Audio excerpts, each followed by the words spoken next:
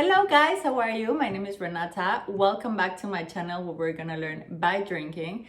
And on today's episode, I'm really excited because we're gonna talk about a wine that's really versatile and some of the times misunderstood. We're gonna talk about Jerez or sherry. And most of you will ask me, Jerez is even a wine? Yes, it's a wine, and it's not only a dessert wine. We're gonna discover that. It has a lot of facets, this wine. So, Jerez is mainly made from Palomino grape, and it's produced only in the region of Jerez in Andalusia, in Spain, okay? So, this Palomino grape is amazing because you can find a lot of profiles of different type of wines. There are 5 categories from the driest to the sweetest, okay? And right now I have 3 of the 5 categories that we're gonna discuss all of them, but I have the Manzanilla is the driest one. Look at the color.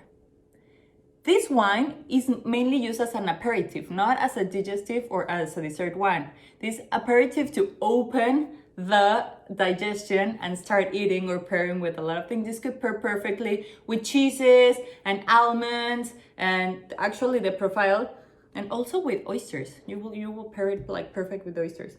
The profile is salty, like a lot of salt, a lot of almonds, even some like nuts, like salty nuts. And on the palate, and this one is like super earthy but salty at the same time, super fresh, dry, bone dry. Nothing like the last one that we're gonna review. The next one after Manzanilla, I'm going from the driest to the sweetest, okay? The next one after the Manzanilla is the Amontillado. The Amontillado, this brand that I have here is Micaela. So this is the color of the Amontillado. You can compare the Manzanilla with the Amontillado, and it's slightly a little more like almondy. And on the nose, it starts to get a little bit sweeter, but still on the dry side, okay? So you can smell like Brazil nuts, some walnuts, even like a hint of caramel on the end of the nose. And on the palate, you can pair this with, even with salads and some entry, maybe with a caprese or a burrata. You can pair perfectly, of course, with tapas, since what grows together goes together. So you can pair it with tapas. And the mouth is really full and rich and like not bone dry, but on the dry side. You can have it with your meals without a problem. And then the next one that I don't have here with us, it's called Palo Cortado, but it's like the next version. It's gonna go like bone dry Manzanilla, then dry Amontillado, then a little less dry Palo Cortado. And then we come to my favorite that is called Oloroso. And Oloroso is this one. So look at the color. So let me check if I can grab the 3 of them. So look at the difference of the color, guys. So this is the 3 that I have. Of course, they're like 2 more sweet than this one. But let me tell you about the profile of this one. This one is sweet, not super sweet, not like the Pedro Ximenez, which is the sweetest one, but the Oloroso is towards the fig, some nuts, some raisins. If you like raisins, this would be amazing. Some even coffee and chocolate. And on the palate,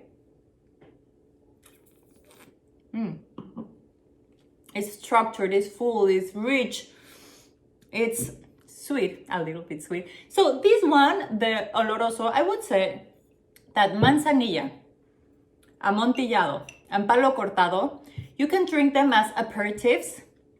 And after that, you can drink the Oloroso, the Pedro Ximenez, and the Moscato for dessert wines, okay? So this is the classification of the Jerez. Jerez is made in a really amazing and authentic way. It's called Solera. So Solera are barriques, like oak barriques that are like scaled together. So you have like 3 or 4 levels. These levels are called criaderas. And these criaderas, what they do is that they have the youngest wine on top and the oldest wine on top. So this guy will, like the guy that's in charge in the production, start to get like a little bit of the newest wine to the next criadera, and then the next criadera will go to the next one, and the next one to the next one. So the newest will be on top, and the oldest one will be the one that they're gonna be extracting from, depending of course on the one you're gonna have, because the oxidative method, which is more towards the sweet ones, are the ones that we're gonna stay longer, of course, because you want more structure, and the most biological method, which is the Manzanilla, will be just like get away right away from the newest criadera. So the fun thing about this is that this process could last between 18 months is the least, 3 years, up to 50 years.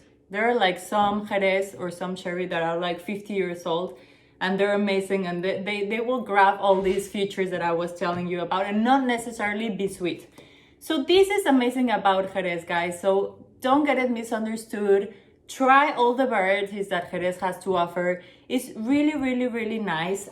You can pair it with a lot of things depending on the scale of the sweetness or the dryness of the wine.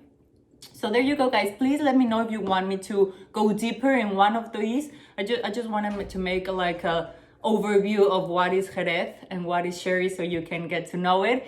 But I can certainly make like a specific episode of one of these guys. So cheers, guys, with my 3. And I hope you like it. Oh, I forgot to tell you, this one, last one, the Oloroso is Lustau. This is a really, really good producer. So if you can take a sip of this one, it would be great. So yeah, guys, thank you for tuning in. Please don't forget to subscribe, tell your friends, and see you next episode. Cheers!